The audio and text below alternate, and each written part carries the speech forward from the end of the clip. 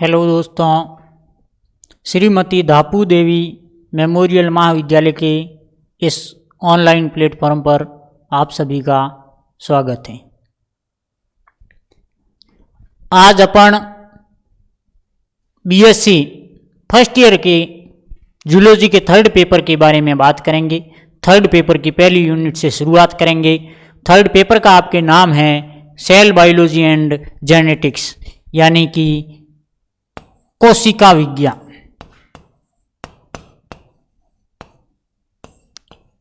कोशिका विज्ञान और एवं आनुवंशिकी।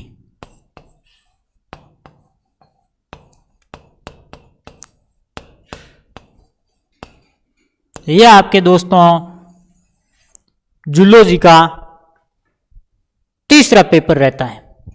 यह 3 पेपर होंगे, फर्स्ट, सेकंड और थर्ड। अपन ने थर्ड पार्ट पहले शुरू किया है क्योंकि ये थोड़ा पढ़ने में रोचक और सिंपल रहता है। इससे बच्चों की पढ़ने की रुचि थोड़ी ज़्यादा जागृत होती है। बाकी 2 जो पेपर है वो भी इतने टफ नहीं है, लेकिन ये आपने 11th और 12th में अच्छी तरह से पढ़ा है। वहाँ पे आप कोशिकाओं के बारे में अध्ययन करके आए हैं, तो मेरे को भी यहाँ पे आपको बताने में सुविधा रहेगी कि किस तरह से अपन कोशिका के बारे में अध्ययन करेंगे। इसमें आपकी जो पहली यूनिट रहती है दी सेल, यानी कि कोशिका। पहली आपकी जो यूनिट रहेगी वो है कोशिका। अपन किसके बारे में अध्ययन करेंगे? कोशिका के बारे में पूरा अध्ययन करेंगे। कोशिका क्या है, कैसी होती है, इसके बारे में संपूर्ण अध्ययन। अब ये आपके अध्याय शुरू करने से पहले इसमें कौन कौन से टॉपिक पढ़ेंगे वो देख लो। पहले आपका हो जाएगा कोशिका का परिचय। कोशिका का परिचय,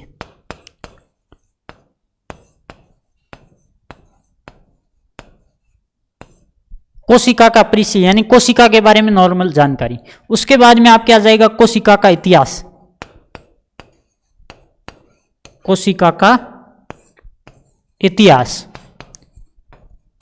यानी कि कोशिका की खोज कब हुई, किसने की, किसमें की, इस तरह के क्वेश्चन इसमें रहेंगे। कोशिका इतिहास के बाद में आपके आ जाएगा कोशिका का सिद्धांत। कोशिका का सिद्धांत,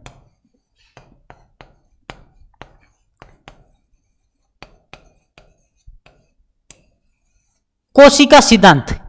कोशिका का सिद्धांत किसने दिया, कब दिया और इस कोशिका सिद्धांत में आपको क्या बताना चाहता है, इसके बारे में अध्ययन होगा। कोशिका सिद्धांत के बाद में आगे अपन बढ़ेंगे तो पादप और जंतु कोशिकाएं आएगी। कौन सी? पादप व जंतु कोशिकाएं। तो पादप कोशिकाएं किस तरह की होती हैं, जंतु कोशिका किस तरह की होती हैं, इसमें आपको अलग अलग अध्ययन करने को मिलेगा।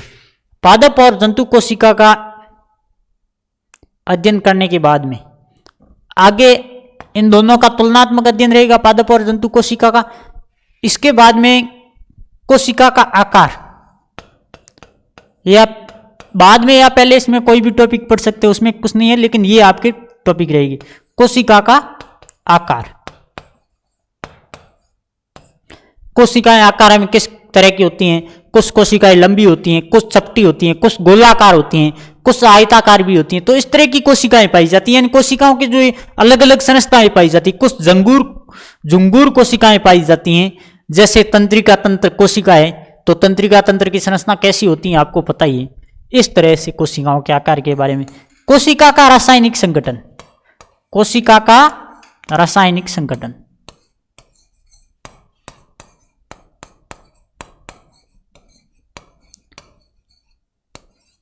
कोशिका का रासायनिक संगठन क्या होता है। और एक इसमें आपको विषाणु का अध्ययन करना पड़ेगा। वायरस यानी अपना शरीर है, ये जीवित है, इसमें आपको वायरस का भी अध्ययन करना पड़ेगा। वायरस सजीव और निर्जीव के मध्य की योजक कड़ी है, यानी इसे आप सजीव भी कह सकते हो, निर्जीव भी कह सकते हो। सजीव जब किसी सजीव वस्तु या सजीव प्राणी के संपर्क में आता है, सजीव प्राणी की सतह के संपर्क में आता है, तो उनसे क्रिया करके यह सजीव का रूप धारण कर लेता है। और विषाणु जब जमीन पे पड़ा है या मृत कोशिकाओं के संपर्क में है, या अजैविकी या जो जीवित नहीं है उसके संपर्क में है, तो ये वायरस का काम करता है, ये आगे बढ़ नहीं सकता है। जब विषाणु होता है इसको आगे प्रजनन करना है, आगे इसकी संख्या बढ़ानी है, तो तो इसके लिए इसको किसी जीवित सतह की आवश्यकता होती है और उस सतह के माध्यम से ये आगे बढ़ता है। इस तरह से अपन पहले चैप्टर के अंदर ये देखेंगे। सर्वप्रथम कोशिका का परिचय। कोशिका के परिचय में आपको कोशिका है क्या,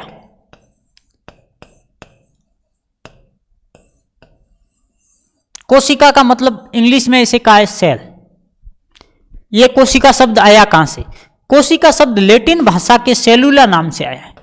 लैटिन भाषा के सेलुला नामक वर्ड से इसकी उत्पत्ति हुई है। सेलुला का क्या है? लैटिन भाषा के इस शब्द का अर्थ होता है छोटा कमरा, छोटा कमरा। और जब रॉबर्ट हुक ने कोशिका की खोज की तो उन्हें मधुमक्खी के सत्ते के समान ऐसे कोष्ठक दिखाई दिए और उन कोष्ठकों का नाम इन्होंने कोश या कोसा रखा था। क्या रखा था? कोश या कोसा।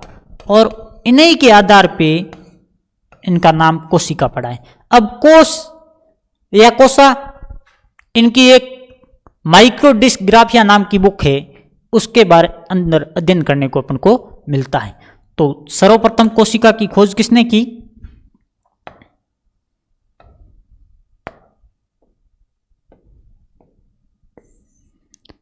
सर्वप्रथम कोशिका की खोज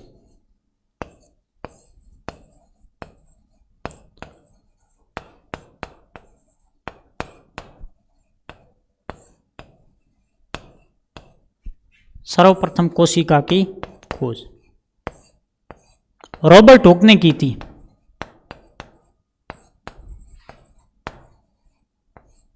सर्वप्रथम कोशिका की खोज रॉबर्ट हुक ने की। इन्होंने एक बुक लिखी थी, क्या थी? माइक्रोडिस्ग्राफिया।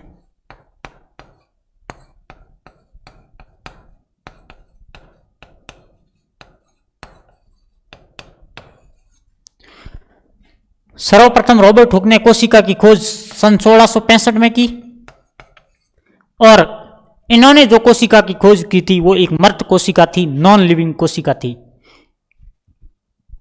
रॉबर्ट हुक से जुड़े 3 क्वेश्चन बनते हैं यहाँ पे। एक तो सर्वप्रथम कोशिका की खोज किसने की? रॉबर्ट हुक ने। सर्वप्रथम मृत कोशिका की खोज किसने की? रॉबर्ट हुक ने। ये कोशिका कैसी थी? मृत थी, नॉन लिविंग थी। मृत कोशिका या नॉन लिविंग सेल कह सकते हो आप इसे, मृत कोशिका। तो मृत कोशिका की सर्वप्रथम खोज की थी रॉबर्ट हुक ने सन 1665 में। इन्होंने अपनी एक स्वयं सूक्ष्मदर्शी बनाई। इन्होंने स्वयं अपनी एक सूक्ष्मदर्शी बनाई और उस सूक्ष्मदर्शी के माध्यम से इन्होंने एक कॉर्क होता है प्लास्टिक का टुकड़ा, प्लास्टिक के टुकड़े को, या कहीं पे लिखा आता है बोतल के काट को, यानी कि प्लास्टिक का जो कॉर्क होता है उस कॉर्क की पतले पतले भागों में काटा और उस पतले भाग का अध्ययन किया इन्होंने। उस पतले भाग को अपनी जो सूक्ष्मदर्शी थी उस सूक्ष्मदर्शी पर रखा। तो ये क्वेश्चन भी आपके इंपॉर्टेंट है यहाँ पे कि सूक्ष्मदर्शी की खोज किसने की? तो ये भी आपके हो जाएगा रॉबर्ट हुक ने। कब की? 1665 में। अब मृत कोशिका कॉर्क का जो टुकड़ा था उसको पतले से भाग में काटा और काट के इन्होंने देखा तो उन्हें कुछ इस तरह की संरचनाएं दिखाई दी और इन्हीं संरचनाओं का नाम इन्होंने क्या रख दिया? कोश या कोसा। आगे जाके इनका नाम पड़ा कोशिका। अब ये मृत कोशिका थी तो इसके अंदर इन्हें कोई कोशिका भित्ति के अलावा अन्य कोई कुछ भी नहीं दिखाई दिया। कोशिका भित्ति यानी जो कोशिका थी उसके चारों ओर जो दीवार थी वो दिखाई दी, बाकी इसके अंदर इसको कुछ नहीं दिखाई दिया। अब रॉबर्ट हुक ने अध्ययन करके बताया कि कोई भी प्राणी है या कोई भी वस्तु है वो कुछ तत्वों से या कणों से मिलकर बनी है तो उसे कोशिका कहा इन्होंने बताया। जैसे कोई बड़ा वृक्ष हो या इंसान का शरीर हो या कोई बड़ा प्राणी हो, छोटा प्राणी हो, यानी जीव हो कोई भी। मैं बता दूं यहां पे मृत कोशिका की खोज हुई है, तो इसके आधार पे अपन ये भी कह सकते हैं कि यदि इस संसार में कुछ भी उपलब्ध है तो उसके अंदर कोष आवश्यक है और उन्हीं कोषों को ही कोशिका का है। तो अपन ये भी कह सकते हैं मृत पदार्थों में भी कोशिका पाई जाती है, लेकिन यहाँ पे अपने मृत पदार्थों के बारे में ज्यादा अध्ययन नहीं करना है, अपन प्राणी विज्ञान के अंतर्गत हैं तो प्राणियों के बारे में अध्ययन करना है। तो इन्होंने बताया कि एक कोशिकीय प्राणी से लेकर बहुकोशिकीय प्राणी तक इनके अंदर, शरीर के अंदर सूक्ष्म से सूक्ष्म यदि कोई प्राणी है तो उसके अंदर भी कोशिका पाई जाती है। जैसे अमीबा नाम आता है आपके, अमीबा एक कोशिकीय प्राणी के अंतर्गत आता है, यानी इस अमीबा के अंदर एक ही कोशिका पाई जाती है और वो कोशिका इसके संपूर्ण शरीर का संचालन करती है। जब तक इसके शरीर में कोशिका होती है तब तक वह जीवित रहता है। अब अमीबा होता है इसके शरीर में जैसे भोजन से संबंधित, अमीबा का अनियमित आकार का होता है, आपको पता है। तो जब ये जल के अंदर चलता है तो श्वसन की क्रिया भी वही कोशिका करती है, पाचन की क्रिया, उत्सर्जन की क्रिया, यानी एक कोशिका के ऊपर उसके शरीर की संपूर्ण जैविक क्रियाएं और उपापचयी क्रियाएं आधारित रहती हैं। अब जैविक क्रियाएं क्या होती है और उपापचयी क्रियाएं क्या होती है? अपने शरीर के अंदर होने वाली सभी क्रियाएं जो जिसको अपन नियंत्रित नहीं कर सकते हैं, जो अपने हिसाब से चलती है। जैसे अपन को भूख लगना, ऐसे थोड़ा ही अलार्म लगा दिया 12 बजे भूख लगेगी तो अपन को 12 बजे ही लगेगी, नहीं। अपना जो टाइम होता है, जैसे अपन ने सुबह मॉर्निंग में खाना खाया है तो वो खाना जैसे ही उसका पाचन हो जाता है तो अपने शरीर को भूख की आवश्यकता होने लगती है, अपने शरीर को महसूस होने लग जाता है कि अपने शरीर में ऊर्जा नहीं है। तो ये किसके द्वारा महसूस होता है अपन को? इस शरीर के अंदर कौन कार्य कर रहा है? तो शरीर के अंदर जो संपूर्ण शरीर में संपूर्ण कार्य है वो कोशिकाएं संचालित कर रही हैं और इन्हीं कोशिकाओं के आधार पर जीवन टिका हुआ है। यानी जीवन है वो अपन कह सकते हैं कोशिका में बंद है, बिना कोशिका के जीवन संभव नहीं है। शरीर की संरचनात्मक व क्रियात्मक इकाई कहा गया है, कोशिका को जीवन की संरचनात्मक व क्रियात्मक इकाई कहा गया है।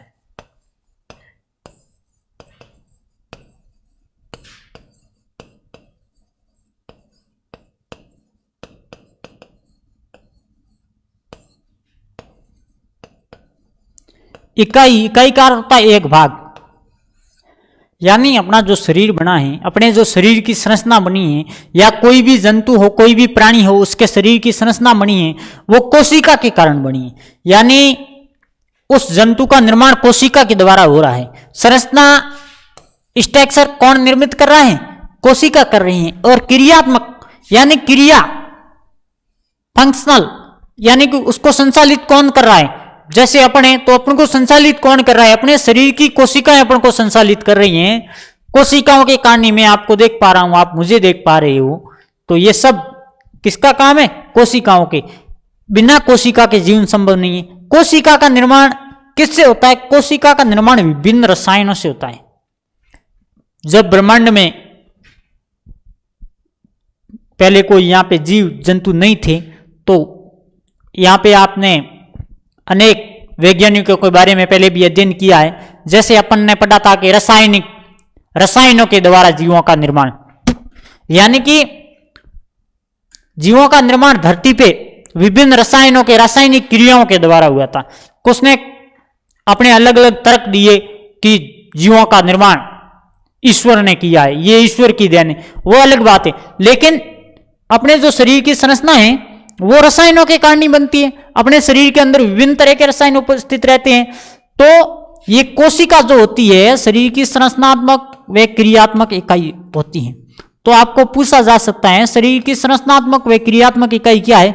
कोशिका। अब संरचनात्मक इकाई कैसे मान सकते हैं? स्ट्रक्चर कैसे निर्मित करती है? अपना शरीर किससे निर्मित होता है? शुक्राणु प्लस अंडाणु, यानी शुक्राणु और अंडाणु ये जब दोनों आपस में मिलते हैं तो एक शरीर का निर्माण होता है। इसमें आपके आगे कोशिका सिद्धांत आएगा तब मैं आपको समझाऊंगा। उसमें एक है कि अपने शरीर का निर्माण पूर्ववर्ती कोशिकाओं से ही होता है, यानी कुछ कोशिकाएं जो पहले से उपस्थित है उन्हीं के द्वारा होता है। तो शुक्राणु भी एक कोशिका है और अंडाणु भी एक कोशिका है। ये दोनों कोशिका मिलके युग्मनज बनाते हैं और उस युग्मनज से या उस जाइगोट से अपने शरीर का निर्माण होता है, उस जाइगोट से अपने शरीर का निर्माण होता है, शरीर की संरचना का निर्माण होता है। विभिन्न तरीके की कोशिकाएं मिलकर एक कार्य करती। अब जैसे ये अपना हाथ है, हाथ पकड़ने का कार्य करता है, तो इस हाथ के अंदर एक तरह की कोशिका नहीं है, कई तरह की कोशिकाएं हैं, तो ये हाथ हो गया। अब कोशिकाएं होती, कोशिका मिलके उत्तक का निर्माण करती हैं, उत्तक मिलके अंगों का निर्माण करते हैं, अंग मिलके अंग तंत्र का, और अंग तंत्र मिलके अपने पूरे शरीर या बॉडी का निर्माण करते हैं। अब ऐसे थोड़े ये हाथ अलग काम करेगा, ये हाथ अलग काम करेगा, नहीं। तो अपने शरीर के अंदर जो हार्मोन्स है, एंजाइम है, या अपना जो दिमाग है, अपना जो मस्तिष्क है, इसके अंदर भी कोशिकाएं पाई जाती है। यानी संपूर्ण शरीर को जो कंट्रोल करता है वो कौन करता है? कोशिकाएं करती हैं, विभिन्न तरह की। अब रॉबर्ट हुक ने 1665 में बता दिया कि मृत पदार्थों में कोशिकाएं पाई जाती हैं। तो इनके थोड़े समय के बाद में, यानी कि 9 साल के गैप के बाद में 1674 में एंटोनी वॉन ल्यूवेनहॉक, आपको शॉर्ट नाम ही देखने को मिलता है ल्यूवेनहॉक, लेकिन आपको पूरा नाम भी याद रखना है, Antony von Leeuwenhoek, Antony von Leeuwenhoek. Antony von Leeuwenhoek ने सर्वप्रथम जीवित कोशिका की खोज की। सर्वप्रथम जीवित कोशिका की खोज किसने की? एंटोनी वॉन ल्यूवेनहॉक ने। इन्होंने कहा प्राणियों में भी जो कोशिका पाई जाती है वो जीवित कोशिका होती है। रॉबर्ट हुक ने रबड़ के कॉर्क में देखा कोशिका पाई जाती हैं, और एंटोनी वॉन ल्यूवेनहॉक ने अपने जो दांत होता है, दांत के अंदर जो खुरसन होता है या दांत का जो मैल होता है, दांत का मैल कह सकते हो, दांत की खुरसन कह सकते हो, उस दांत की खुरसन में सर्वप्रथम जीवित कोशिका देखी।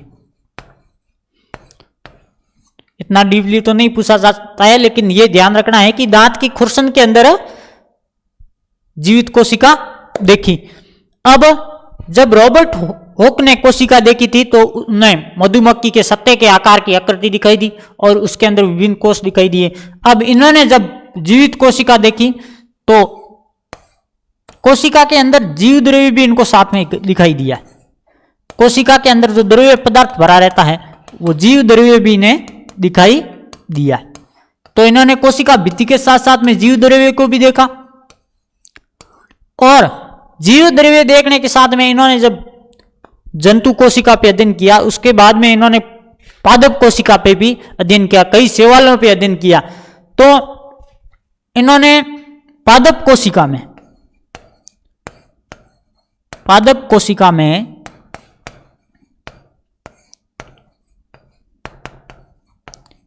एक हरे रंग का पिंड देखा, या हरे रंग का कोई आकृति देखी, पिंड कह सकते हो, आकृति कह सकते हो, वस्तु कह सकते हो, यहां पे कुछ भी, ठीक है। पिंड देखा और उसका नाम इन्होंने दिया हरित लवक। उसका नाम क्या दिया? हरित लवक।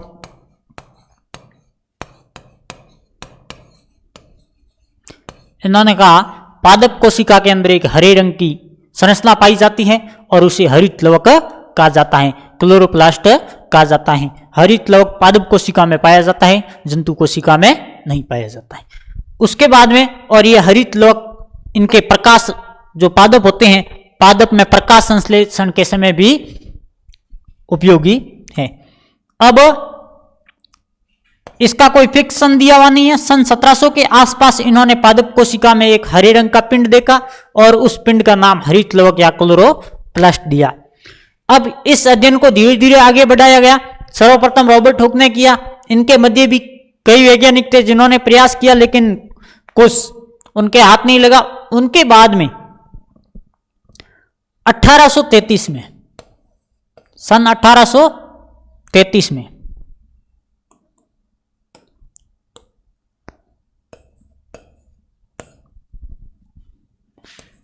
सन 1833 में रॉबर्ट ब्राउन ने, सन 1833 में रॉबर्ट ब्राउन ने कोशिका के अंदर एक और आकृति देखी। कोशिका के अंदर एक और आकृति देखी, गहरे रंग की गोल आकृति उन्हें दिखाई दी, तो उन्होंने उस आकृति का नाम दिया केंद्रक या न्यूक्लियस। यानी कि इन्हें रॉबर्ट ब्राउन ने 1833 में गहरे रंग की, कैसे रंग की, गहरे रंग की एक और आकृति देखी। आकृति कह सकते हो, पिंड कह सकते हो, यहां पे एक और आकृति या पिंड देखा और उसका नाम दिया न्यूक्लियस। तो यहां पे आपके क्वेश्चन का एक न्यूक्लियस, हिंदी में केंद्रक।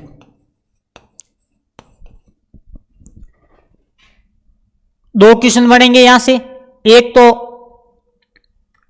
केंद्रक की खोज किसने की, रॉबर्ट ब्राउन ने, कब की, 1833 में। और उसके बाद में रॉबर्ट ब्राउन के बाद में आगे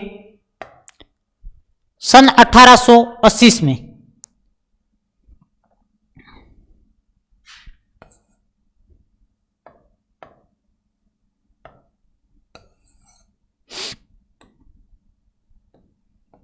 सन 1880 में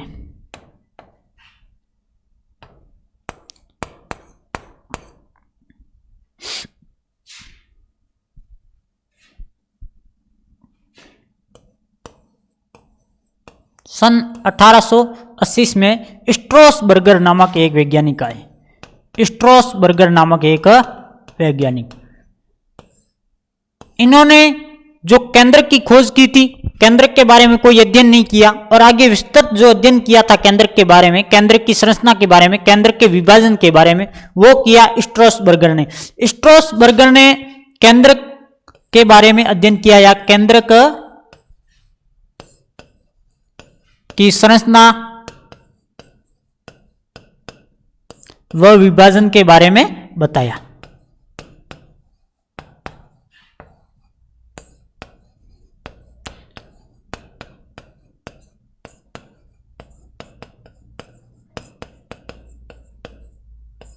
विस्तृत रूप से बताया।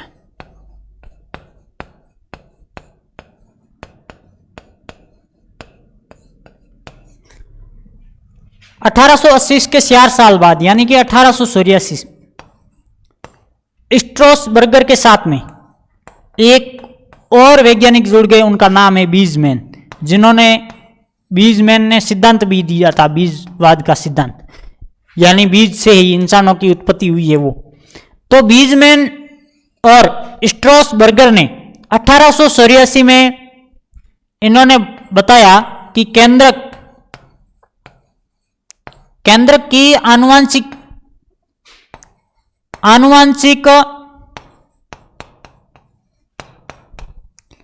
लक्षणों के स्थानांतरण में क्या भूमिका रहती है। आनुवांशिक जो लक्षण हैं उनके स्थानांतरण में क्या भूमिका रहती है।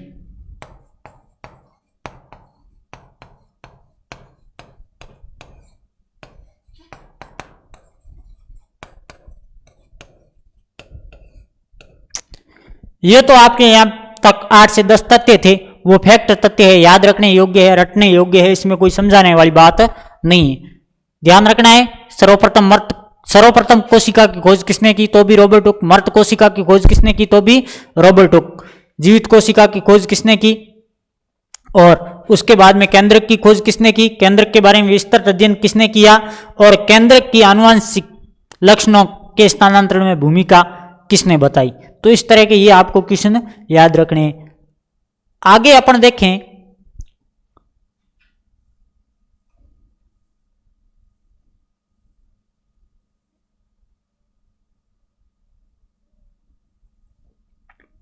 आगे आपके जो आएंगे फैक्ट तथ्य और आएंगे कोशिका के बारे में। जैसे सबसे बड़ी कोशिका,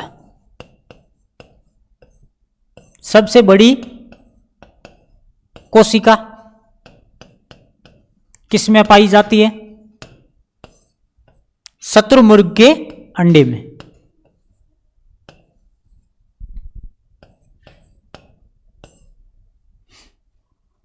सबसे जो बड़ी कोशिका पाई जाती है वो किसमें पाई जाती है, शत्रुमुर्ग के अंडे में।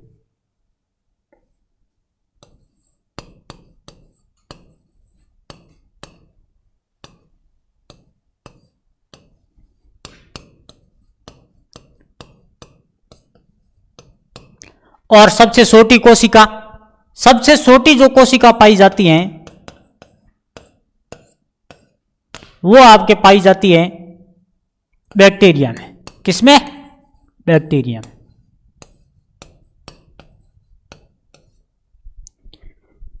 उसके बाद में अगला आपका जो सबसे छोटी और बड़ी वाली में क्वेश्चन रहता है कि मानव शरीर की सबसे बड़ी या मानव शरीर की सबसे छोटी कोशिका, मानव शरीर की सबसे छोटी कोशिका।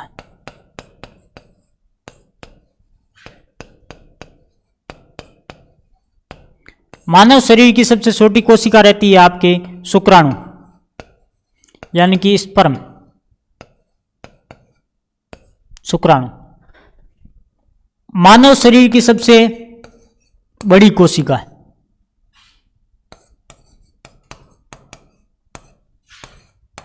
तो ये हो जाएगी आपके अंडाणु।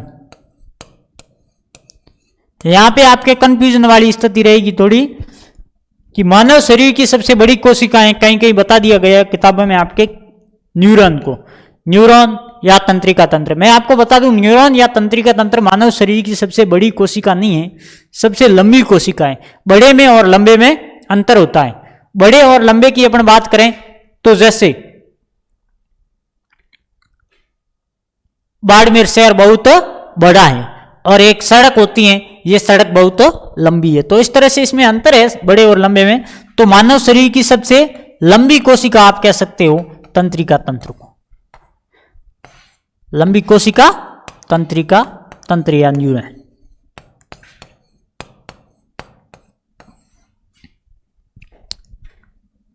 यह था आपके कोशिका के बारे में सामान्य परिचय, सामान्य अध्ययन।